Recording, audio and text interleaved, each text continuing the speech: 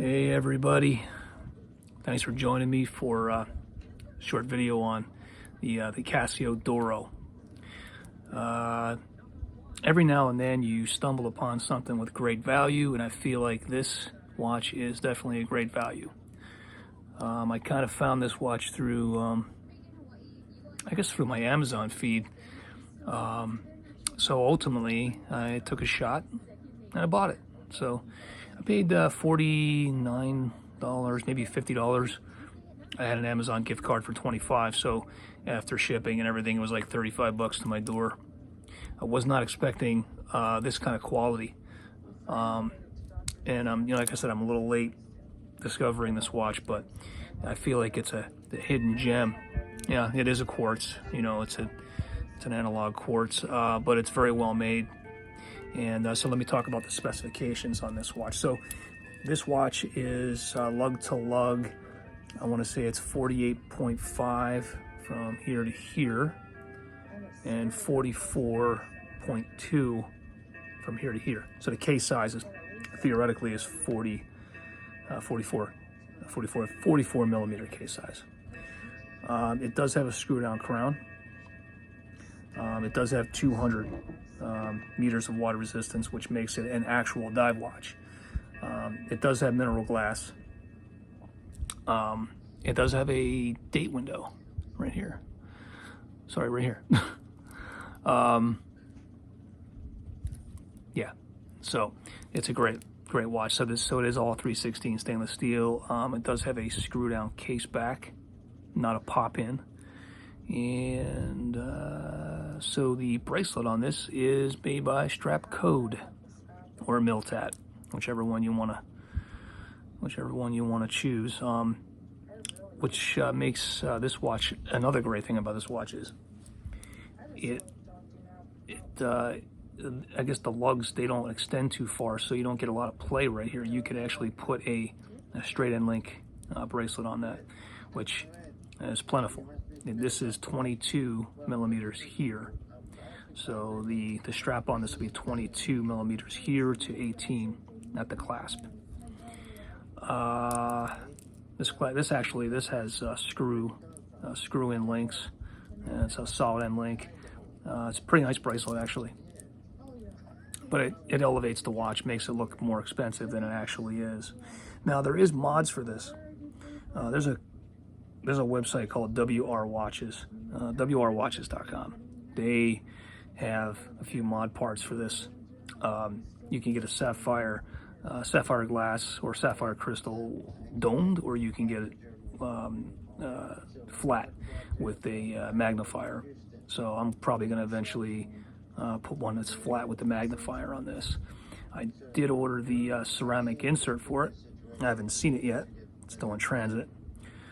It's a long way from China, but it's actually a pretty nice insert. It should really elevate this watch to another level.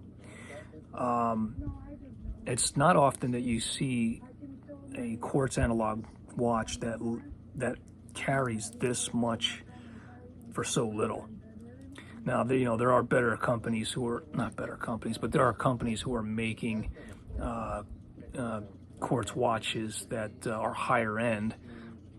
For example, you could get, I think, an Aqua Racer from Tag Heuer that I think it retails for like $1,700, which is crazy for a quartz watch. And then I think you can get an Omega in a quartz, an Omega Seamaster. But why would you want to spend, $2,000-$3,000 on a quartz watch? I can't wrap my mind around that. I normally buy and collect automatics, mechanical automatics. And this watch here represents maybe one of two quartz watches in my collection. I don't have a lot, at least worth mentioning. I do have a Citizen that's I don't even know what the model number is on this Citizen I have, but it's a solar watch. Anyway, that thing is, it's okay. But I don't have the same love for it. This watch is slowly becoming a favorite of mine. It's amazing. And if you're on the fence about getting a daily watch that's great, that has a lot of good specs to it and is well made, this watch hits all those buttons. It's a really nice watch. So on a 7-inch wrist, it'll look something like this.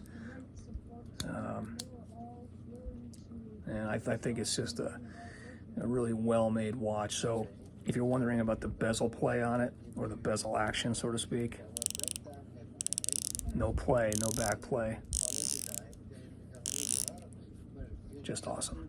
Really, really good. It's just it feels solid any way you look at it. I don't have much more to say about this thing, man. It's just all positive. And I know there's a million videos out there talking about this watch, but I just wanted to share my opinion on it. Don't have a big channel. I don't have a lot of subscribers. I'm not looking for algorithms from YouTube or anything like that. I'm just kind of like, these watches are the watches that I post or I talk about, are watches that are in my collection. It takes a lot of work to do these things, and I don't do them well. Don't have a lot of special effects, don't have things like that. So for me, I'm just, like I said, one in a million people that are talking about something and basically talking about a product. So hey, if you hung in with me this long, thank you. If you liked the video, hey, smash the like button. If you don't, that's okay too. It doesn't really matter. I'm not looking for I'm not looking to do anything with these videos. In fact, sometimes if they're on there too long, I'll take them down, and I may revisit doing another video on a watch I already did. Again, I'm doing this ad lib. I have nothing written down, so if I've made any mistakes, please correct me. Now, when you look at the number, I guess it's the reference number on this. I think it's MDV-106. So the short story on this. This is the watch that has the Marlin logo at the bottom. So that is, you can see it right there. They don't produce that anymore. I think there was some type of copyright infringement with I don't know if it's Timex, because I know Timex makes a Marlin, and I think even though they weren't calling this, Casio wasn't calling this the Marlin, I guess they were warned or whatever. I don't know the story. If somebody knows, what happened with that, you can always put it in the comments section. I like to know myself. But in the short things that I've read about it, Casio turned around, instead of canceling the watch, they just removed removed the logo, and they made it the MDV. I think it's 106.1 or -1 or something. Now there's a smaller version of this watch that it's hardly worth mentioning. It's a 38 millimeter. It doesn't have a screw down crown, and it really has no water resistance value. Maybe you can wash your hands with it, I don't know. But it's not a great watch. I think the guy at Just One More Watch or One More Watch or something, I think he talks about it. But that guy, I think he's in Australia. He does really good videos, and he gives a really, really thorough examination of the watch, and it's a good channel if you check it out. But anyway, I didn't talk about the thickness. The thickness is like 92.